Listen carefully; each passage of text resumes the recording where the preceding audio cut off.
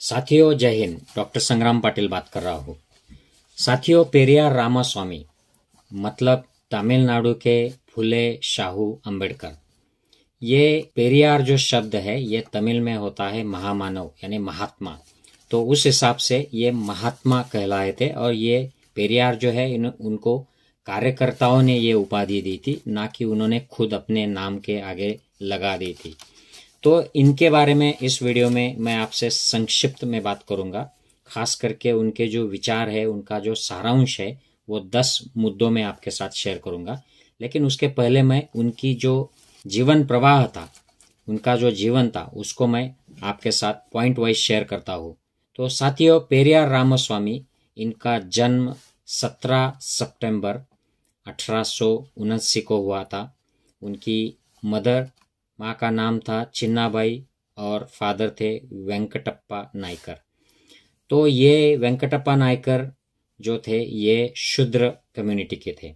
ये इसलिए बता रहा हूँ कि इनका जो प्रभाव हुआ, जातीयवाद का जो प्रभाव पेरियार रामास्वामी पर हुआ, उसको आगे जाकर उन्होंने जो विद्रोही उनकी विचारधारा बनी और जो उन्होंने कृति की, उससे यह संबंधित है।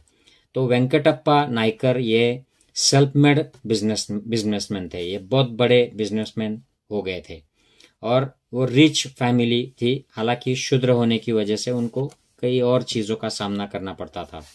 तो स्कूल में तो ये ठीक से पढ़ नहीं पाए थे, उनका मन नहीं लगा रामास्वामी पेरियार का। तो उन्होंने स्कूल छोड़ दिया और अपने फादर के साथ वो जुड़ गए बिजनेस में।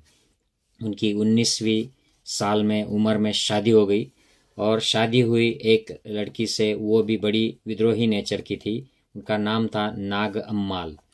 तो घर तो बड़ा धार्मिक वृत्ति का था, लेकिन पेरियार बड़े विद्रोही थे। तो उनमें बड़ा वाद विवाद हो जाता था घर में। तो इस वाद से तंग आकर उन्होंने 25 की उम्र में घर छोड़ दिया और भगवा वस्त्र परिधान कर लिए और निकल पड़े पैदल। पहले वो हैदराबाद गए, वहाँ से वाराणसी गए, कुछ साधुओं के साथ रहे, फिर ऐसे ही भटक रहे थे। उनके पिताजी को पता चला तो उन्हें वापस लेके गए और जैसे वो वापस लेकर गए, कुछ ही समय बाद पिताजी का देहांत हो गया। तो उनकी सारी जो प्रॉपर्टी थी वो पेरियार के हाथ में आ गई। वो बड़े रिच और बड़ी संपत्ति के मालिक हो गए। इसके साथ ही वो काफ़ी सारे सामाजिक और राजकीय आंदोलनों में और क्षेत्र में काम करना उन्होंने शुरू कर दिया। तो वहाँ के जो इरोड़ गांव में उनका जन्म हुआ था, वही के वो थे। वहाँ के वो नगराध्यक्ष भी बन गए और उन्होंने काफ़ी सारा काम किया लोगों के लिए। उसके साथ ही वो सामाजिक बदलाव के लिए प्रयत्न कर रहे थे। उस वक्त प्लेग आ गया था, तो प्लेग में भी उन्होंने अच्छा काम कर लिया था। बाद में वो कांग्रेस पार्टी में जुड़ गए। 1919 से लेके 1925 तक वो कांग्रेस पार्टी के साथ रहे। कांग्रेस में उन्होंने काफ़ी दिल लगाकर मेहनत की और कांग्रेस को फैलाया, कांग्रेस का प्रचार किया तमिलनाडु में। और लेकिन कांग्रेस में जो हर एक पोस्ट पर ऊपर से लेकर नीचे तक तमिलनाडु में ब्राह्मण वर्ग के लोग हुआ करते थे, तो उनको उस पर आपत्ति थी और काफ़ी सारा जो व्यवहार था वहाँ की कांग्रेस का वो ब्राह्मणवादी था। तो वो उसके खिलाफ उन्होंने आवाज़ उठा दी थी। बाद में फिर कांग्रेस के जो अस्पृश्यता विरोधी आंदोलन था, जो बड़ा फेमस है, वाइकोम आंदोलन कहा जाता है उसको, इसमें उन्होंने हिस्सा लिया था, इसका नेतृत्व किया था। और वहाँ के जो राजा है त्रवणकोर के महाराज, उन्होंने उनको इनवाइट किया था। वो उनके दोस्त थे अच्छे, लेकिन उन्होंने इनविटेशन को नकार दिया और अपने आंदोलन पर डटे रहे। उनको जेल भी जाना पड़ा और इसका रिजल्ट यह आया था कि अस्पृश्य को उनके मौलिक अधिकार है, मानवीय अधिकार है, वो प्रदान किए गए थे। ये कांग्रेस का सक्सेसफुल आंदोलन था। गांधी जी के असहकार आंदोलन में भी उन्होंने हिस्सा लिया। दारूबंदी, शराबबंदी का जो आंदोलन था उसमें भी उन्होंने पार्ट लिया। उसके लिए उन्होंने खुद के खेत में जो ताड़ के वृक्ष थे, ताड़ी के 1000 वृक्ष काट दिए थे दारूबंदी के आंदोलन में हिस्सा लेने के लिए। बाद में उन्होंने हिंदी जो भाषा का डोमिनेंस बढ़ रहा था, वो थोपी जा रही थी, उसको भी विरोध किया। हम देखते हैं कि शुरू में पेरियार रामास्वामी काफ़ी प्रो हिंदी थे। उन्होंने अपना घर भी दे दिया था हिंदी के प्रचार के लिए। लेकिन बाद में उन्हें ऐसे पता चला कि हिंदी भाषिक साहित्यिक जो है उनका साहित्य काफ़ी ब्राह्मणवादी है, विषमतावादी है, और ये हिंदी की जो डोमिनेंस पैदा करना चाहते हैं वे लोग बड़े जातीयवादी है, वर्ण वर्चस्ववादी है।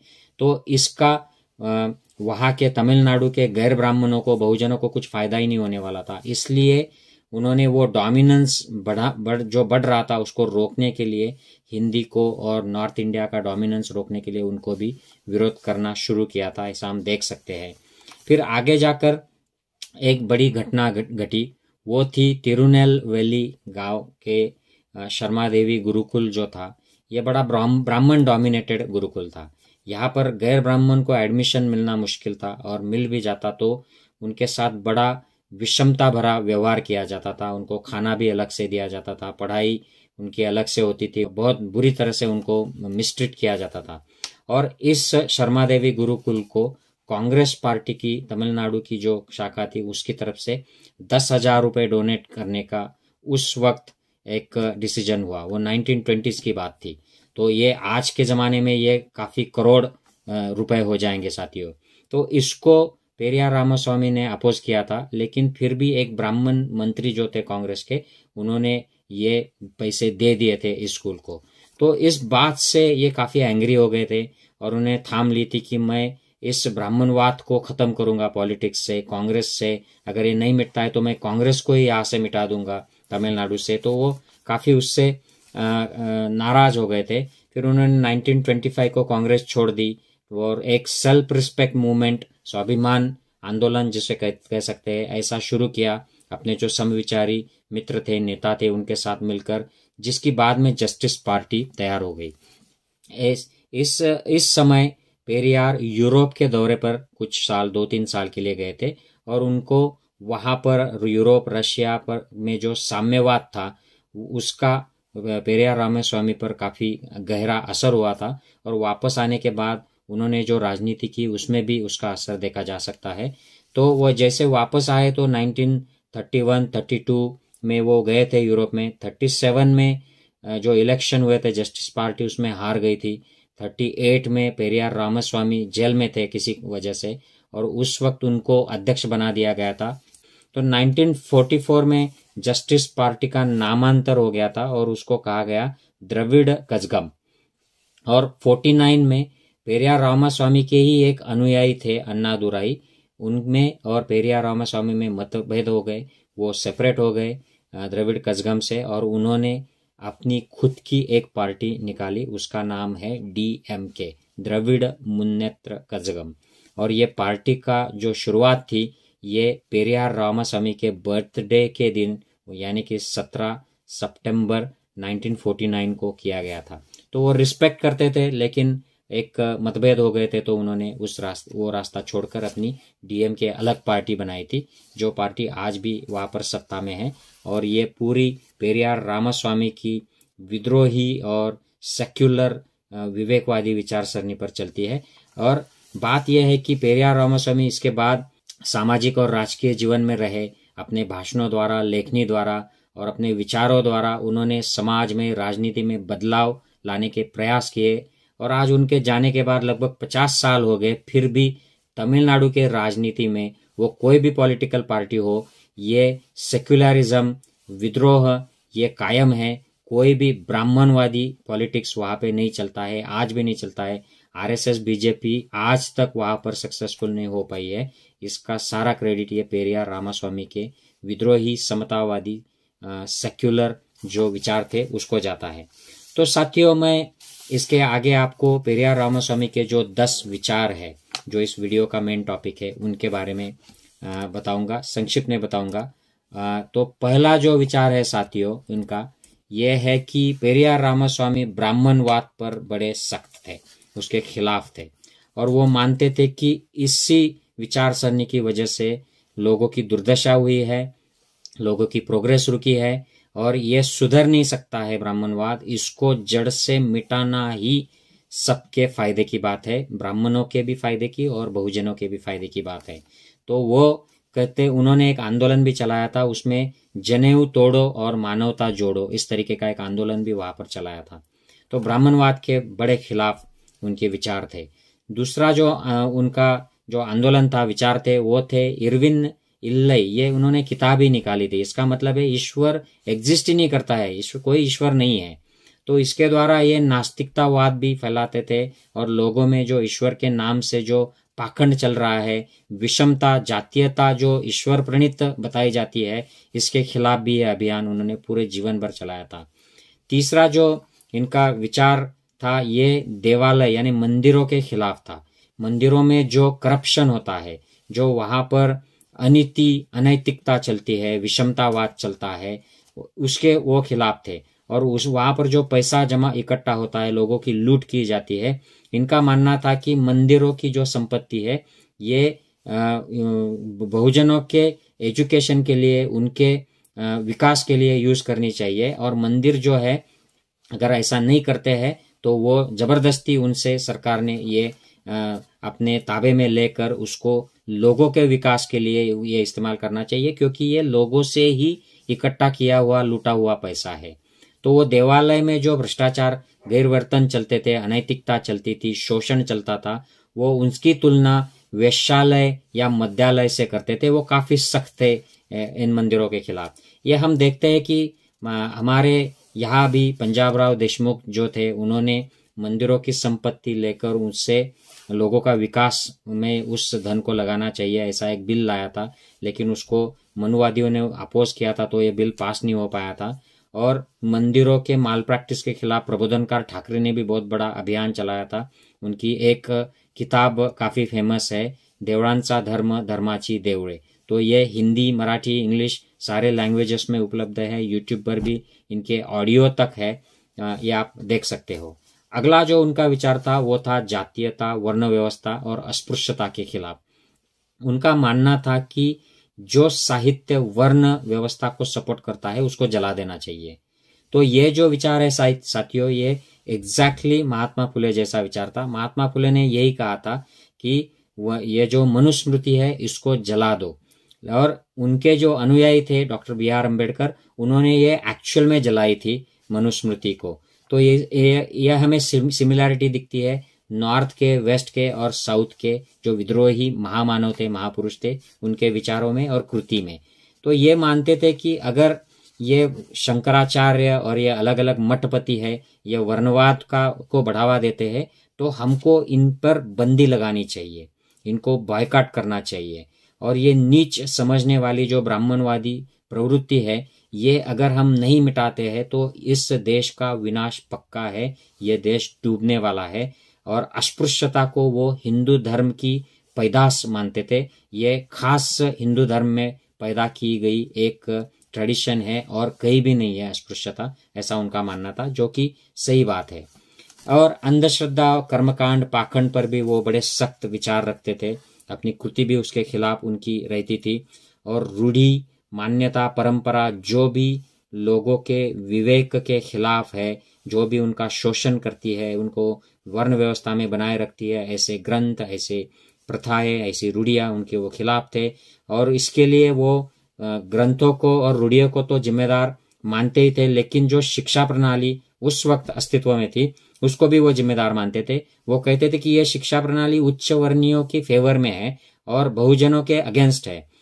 हम देखते हैं आज की शिक्षा प्रणाली भी काफी हद तक वैसी है, वो बहुजनों को कंसिडर नहीं करती है, उनके खिलाफ काफी सारी उसकी जो नीतियां है वो होती है, और वो सवर्णों को फेवर करने वाली नीतियां होती है।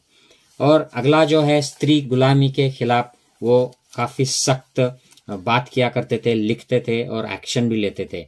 उनका मानना था कि जैसे जिन लोगों को सिंह, ये अलग अलग प्राणियों के लिए बनाया गया हुआ उनका राजा, इंचार्ज, कंट्रोलर लगता है, बिल्ली चूहों की कंट्रोलर है, उसी तरह से पुरुष ये महिलाओं के कंट्रोलर है।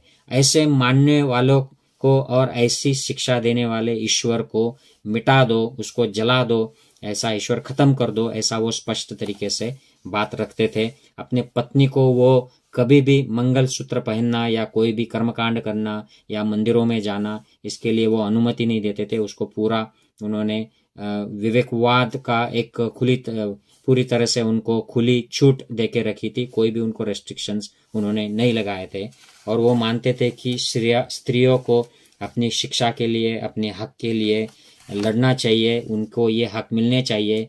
ये हक न मिलने पाने की वजह से ही उन पर अत्याचार होते हैं, उनके बलात्कार किए जाते हैं और उनको दहेज भी देना पड़ता है महिलाओं को।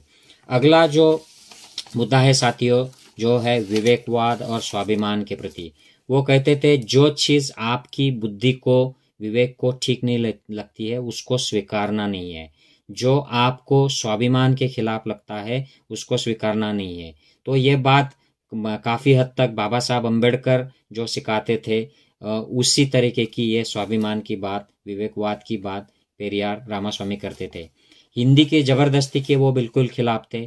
जैसा मैंने कहा कि शुरू में तो वो हिंदी को प्रमोट करना चाहते थे, लेकिन हिंदी साहित्य और हिंदी की जो डोमिनेंस क्रिएट करने वाली जो टीम थी उनका जातीयता को सपोर्ट, वर्णवाद को सपोर्ट देखकर वो हिंदी के प्रचार के खिलाफ हो गए और वो नहीं चाहते थे कि ऐसी जातीयता और ऐसी अंधश्रद्धा जो हिंदी स्पीकिंग एरियाज में है, हिंदी समाज में है, वो तमिलनाडु में आए। अगर ये डोमिनेंस आता है तो इसका गैर ब्राह्मण समाज जो है तमिलनाडु के, उनको कोई भी फायदा नहीं होगा, हालांकि इससे नुकसान ही होगा, विषमता फैलेगी, अंधश्रद्धा फैलेगी और बैकवर्डनेस आएगा। तो ये विचार आज भी तमिलनाडु के पॉलिटिशियंस में हमें दिखाई देता है। हाल ही में एक तमिलनाडु के पॉलिटिशियन ने इसी तरह का एक स्टेटमेंट किया था कि हिंदी वाले राज्य में तो काफ़ी बैकवर्डनेस है, वहाँ पर बेरोजगारी है और वहाँ के लोग तो इधर उधर जाके छोटे मोटे नौकरियां करते हैं अलग अलग राज्यों में। इस तरीके का उन्होंने स्टेटमेंट दिया था। तो अगला जो है समाजवाद, वो यूरोप में जाकर आए थे, रशिया आए थे और वहाँ पे उन्होंने काफ़ी सारा अध्ययन किया था और उन पर समाजवाद, साम्यवाद, इनकी एक गहरी छाप रही और उसका उन्होंने आगे जो उन्होंने राजनीति की, समाज नीति की, उसमें भी इस्तेमाल किया। वो मानते थे कि मार्क्सवादी जो लोग हैं ये कारखानदारों के, उद्योजकों के खिलाफ बोलते हैं, ये कामगारों के लिए बोलते हैं, लेकिन ये ब्राह्मणवाद पर, जातीयवाद पर नहीं बोलते हैं, अंधश्रद्धा और ये मंदिरों के कर्मकांड पर नहीं बात करते हैं। इसका कारण यह है कि ज़्यादातर मार्क्सवादी जो नेता है, जो पॉलिटिशियन है, ये ब्राह्मण जाति से आते हैं, इसलिए उसका विरोध नहीं करते हैं, ऐसा उनका मानना था। और लास्ट में साथियों जो यंगस्टर्स के लिए काफ़ी इम्पोर्टेंट जो कार्यकर्ताओं को वो सुझाव देते थे कि आलस से बाहर आओ, जो काम कल करना है वो आज करो, जो आज करना है वो अभी करो और फिजूल के खर्चे कम करो ताकि तुम अपना जो धन है, पैसा है, वो अच्छी चीज़ों में, खुद के विकास में और समाज के विकास में, देश के विकास में लगा सकते हो।